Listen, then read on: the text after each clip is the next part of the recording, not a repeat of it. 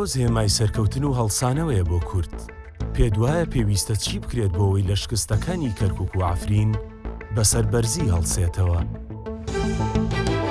هیوادارم ملەتی کورد بەخۆ بێ و بەخەبەر بێت و بتوانن هەمویان لەو کاتە ئێستادا یەکگرتوو بن، یەک ڕیز بن بۆ ئەوەی بتوانن بەسەر نەهامەتی و ناخۆشیەکاندا کە بەسەرمان دەهاتووە سەرکەوین بۆ ئەوەی بتوانین بگەین بە ئاوات و مافە ڕەواکانی خۆمان.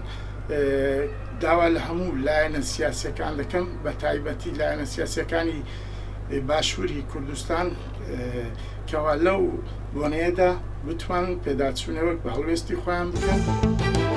بە ڕای من باشترین هەڵوێست ئەوەیە کە تەواوەتی کوردانی هەر چوار پارچە چ لە وڵاتانی ئوروپا چ لە وڵاتانی غەربی لە هەموو لایەکوە پشتگیری وڵاتی عەفرین بکەن.